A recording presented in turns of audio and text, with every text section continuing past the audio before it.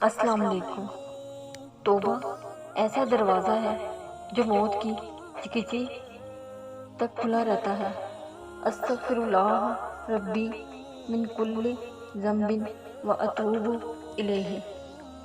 اللہ تعالیٰ کے راستے میں خوش قسمتی پر چل پڑے ہو تو پھر تیز بھاگو، اگر بھاگ نہ سکو تو مشکل سے آہستہ چل لو، تھک گئے ہو تو بس چل لو، یہ بھی نہ کرو تو گھسیٹ لو، مگر واپسی کا بھی نہ کبھی سوچو۔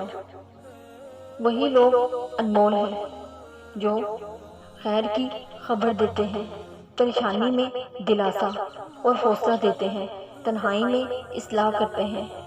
ایسے لوگ قیمت سے نہیں قسمت سے ملتے ہیں۔ اگر لوگ تم سے متاثر ہو رہے ہیں تو تکبر نہ کرو، بلکہ اللہ کا شکر ادا کرو کہ تمہارے عیب چھپا کے رکھے ہیں تو لوگوں نے مغرور بنا رکھا ہے۔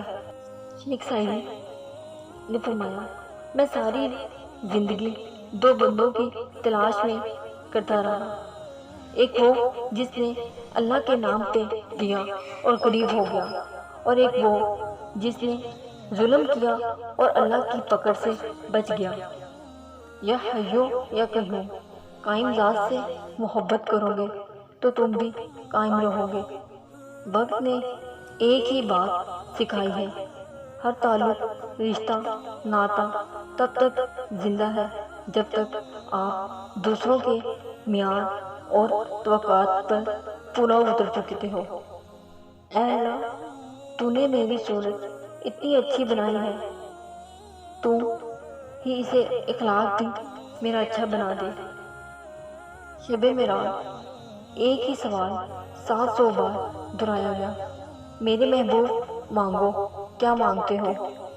ایک ہی جواب آیا، میری امت کی مغفرت۔ انسان دو وجہ سے بہت بدل جاتا ہے، یا تو کوئی خاص اس کی زندگی میں آ جائے، یا کوئی بہت ہی خاص اس کی زندگی سے چلا جائے۔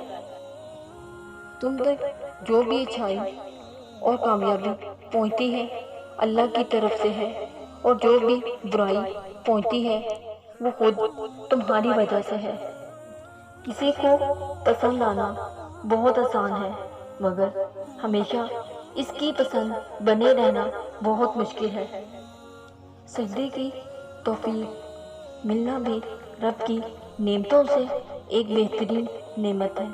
جن سے یہ توفیق چھین جاتی ہے وہ پھر نہ دنیا کے رہتے ہیں اور نہ ہی دین کے۔